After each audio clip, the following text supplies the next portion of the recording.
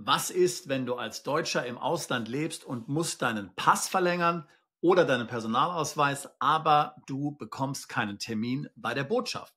Mit dieser interessanten Frage wollen wir uns einmal in diesem Video auseinandersetzen.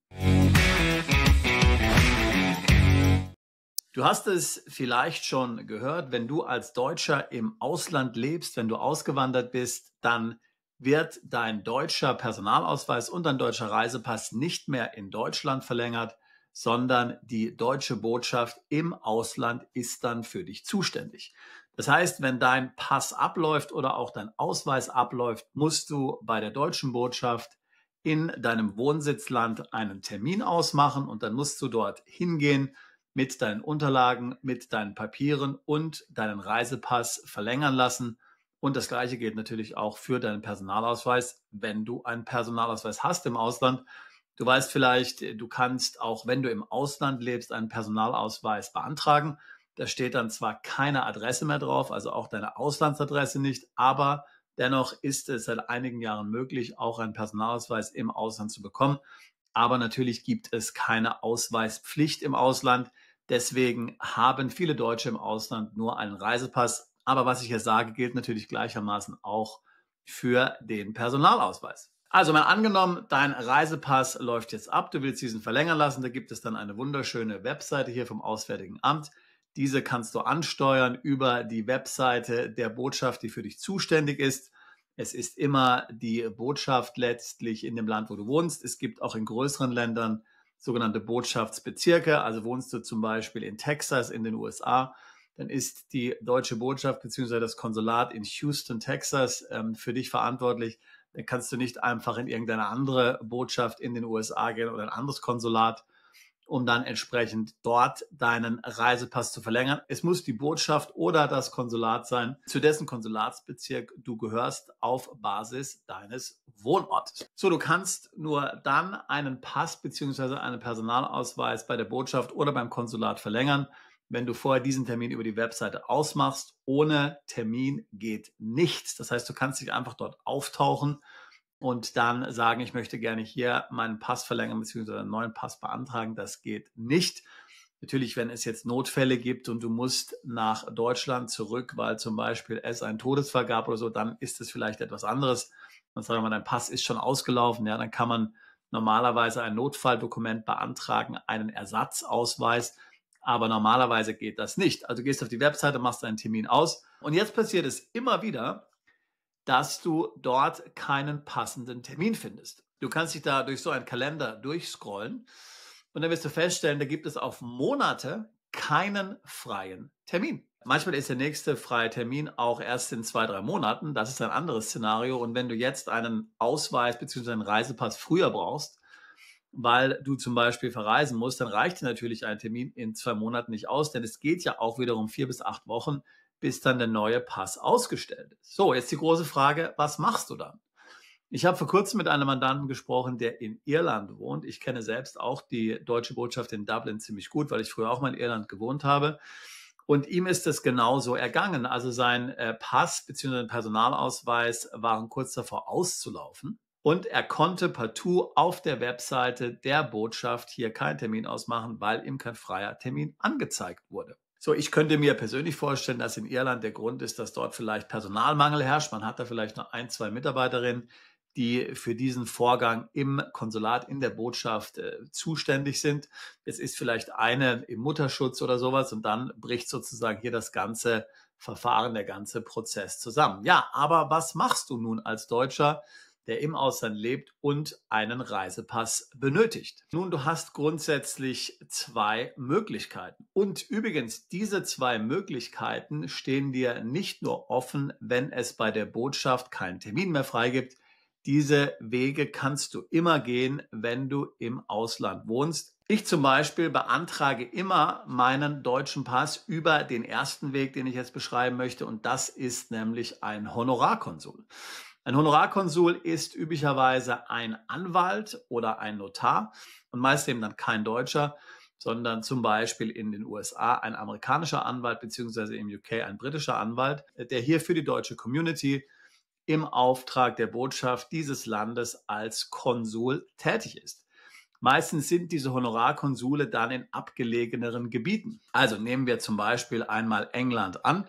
Da hast du ja dann die deutsche Botschaft in London und dann gibt es im Norden von England einige Honorarkonsule. Und jeder, der in England wohnt als Deutscher, der kann diese Honorarkonsule hier aufsuchen und deren Dienstleistungen hier in Anspruch nehmen. Was ist der Vorteil, wenn du über ein Honorarkonsul gehst? Nun, zunächst mal ist die Terminfindung extrem einfach. Du kannst dort einfach anrufen oder dem eine E-Mail senden. Das ist ein ganz normaler Rechtsanwalt. Das heißt, du kannst mit dessen Büro einen Termin ausmachen, vielfach schon nächste Woche. Und dann kommst du eben in ein Anwaltsbüro. Und das ist natürlich eine angenehme Erfahrung. Du musst dann nicht in die Botschaft gehen. Da gibt es hier die ganze Security, wo du dann dein Handy abgeben musst, wo es eine lange Schlange gibt, trotz Terminvereinbarung, wo oftmals die Mitarbeiter ziemlich unwirsch sind, muss ich sagen, bei der deutschen Botschaft, jedenfalls meine Erfahrung in verschiedenen deutschen Botschaften. Also alles in allem eine ziemlich unangenehme bürokratische Erfahrung, wenn du hier auf die deutsche Botschaft musst, um deinen Pass zu beantragen.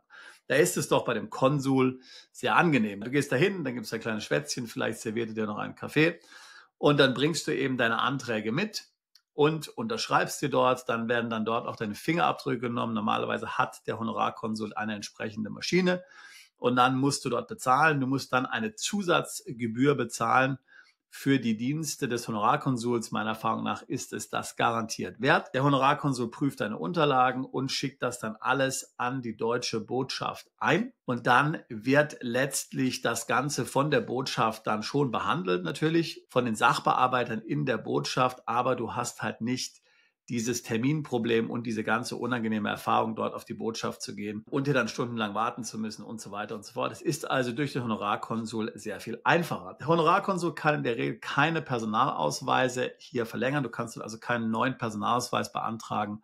Reisepässe gehen aber, und zwar alle Variationen von Reisepässen. Also zum Beispiel die mit zusätzlichen Seiten, die im Expressverfahren. Das kannst du alles dort beim Honorarkonsul beantragen. Es ist meiner Erfahrung nach besonders angenehm auch mit Familie. Also wenn du Kinder hast, kannst du dann mit allen Kindern dort dann aufschlagen und das dort zentral erledigen in einem Termin. Wenn du jetzt zur Botschaft zum Beispiel gehst und ihr seid jetzt zu viert, dann musst du 4 Termine finden. Und jetzt versuch das mal auf der Webseite hinzukriegen, wo es sowieso schon schwer ist, einen Termin zu finden. Versuch mal 4 Termine zu finden, die parallel oder kurz hintereinander verfügbar sind.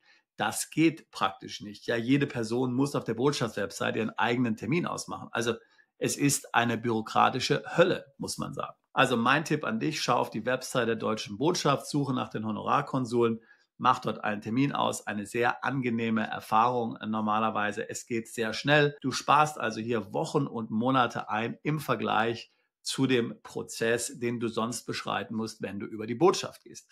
Wie gesagt, vielleicht musst du eine kleine Zugfahrt machen oder eine kleine Autofahrt. Ich hatte es ja vorhin anhand von England hier beschrieben. Da ist eben dann der Honorarkonsul im Norden von England. Das sind dann vielleicht von London 2-3 Stunden mit dem Zug, aber das kann man dann locker machen. Normalerweise ein schöner Ausflug.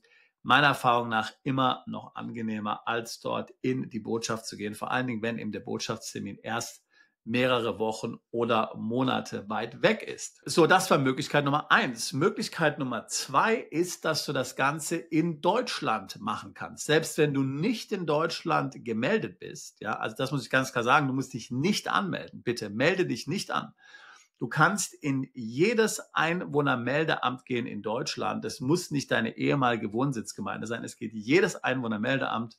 Und jedes Einwohnermeldeamt kann für dich einen Personalausweis oder einen Pass beantragen. Auch dort musst du dann eine zusätzliche Gebühr bezahlen, weil ja diese Behörde nicht für dich zuständig ist. Aber wenn du sowieso vorhast, nach Deutschland in den Urlaub zum Beispiel zu gehen, dann kannst du das dort erledigen. Ich persönlich würde dir raten, im Vorfeld dort anzurufen oder eine E-Mail zu schicken und das mit denen abzustimmen, weil vielfach, das ist meine Erfahrung, beziehungsweise Erfahrung von Mandanten, die das gemacht haben, vielfach sagen die erstmal, nein, können wir nicht machen, geht nicht. So, dann musst du sie darauf hinweisen, dass dir dein Steuerberater oder Rechtsanwalt oder was auch immer, erfindet irgendwas, gesagt hat, dass das garantiert möglich ist und sie sollen sich mal informieren. Dann informieren sie sich und ein paar Tage später meldest du dich wieder und dann sagen dir, ja, sie haben es inzwischen abgeklärt, es ist möglich. Die sagen dir vielleicht auch, dass du keinen Personalausweis beantragen kannst, sondern nur einen Reisepass. Auch das ist nicht korrekt. Die Sachbearbeiter wissen vielfach nicht, welche Formulare sie dann hier ausfüllen müssen, wenn du eben ein Deutscher bist, der im Ausland wohnt. Aber Hier musst du eben insistieren, damit du hier diese Dienstleistung dann bekommst. Also, meiner Erfahrung nach, ich bin ja, wie gesagt, schon seit dem Jahr 2000 aus Deutschland weg. Ich bin zwar regelmäßig in Deutschland, aber dann eben auch nicht so häufig, also vielleicht um Familie mal zu besuchen oder so. Und dann habe ich da echt keine Lust, dort zum Amt zu gehen. Also für mich persönlich ist das keine Option, aber ich kenne viele Mandanten, die das gemacht haben, wo das ohne weiteres auch funktioniert. Das heißt, das ist auch ein Weg, der zu empfehlen ist. Auf jeden Fall ist dieser Weg auch deutlich einfacher und angenehmer, als hier auf die Botschaft oder das Konsulat im Ausland zu gehen. Wie gesagt, vor allen Dingen, wenn es sich um eine Botschaft im Ausland handelt, die für dich zuständig ist, die ganz besonders hier busy und geschäftig ist, als zum Beispiel die Botschaft in London, so wie ich das weiß, eine der vielbeschäftigsten deutschen Botschaften im Ausland, also extrem busy, extrem viel Andrang dort und das macht es natürlich alles besonders schwierig. Houston war ich jetzt auch schon mehrmals, also Houston fand ich deutlich angenehmer als London. Es hängt eben alles auch immer ein bisschen davon ab, aber die Termine musst du eben trotzdem ausmachen.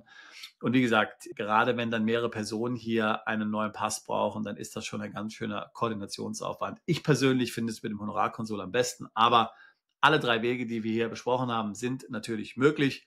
Botschaft, Schrägstrich, Konsulat, Honorarkonsul oder eben nach Deutschland zurückgehen. Also, wenn du Deutscher bist und im Ausland wohnst und einen neuen Reisepass brauchst, deinen bestehenden Reisepass verlängern musst oder einen neuen Personalausweis benötigst, dann setz dich damit auseinander. Und wenn du keinen Termin bei der Botschaft findest, dann verzweifle nicht. Es gibt eben immer Sonderwege. Wenn das Themen sind, die auch dich betreffen, wenn du ein Deutscher bist, der im Ausland lebst oder wenn du planst, auszuwandern, dann würde ich mich freuen, mit dir ein Beratungsgespräch zu führen.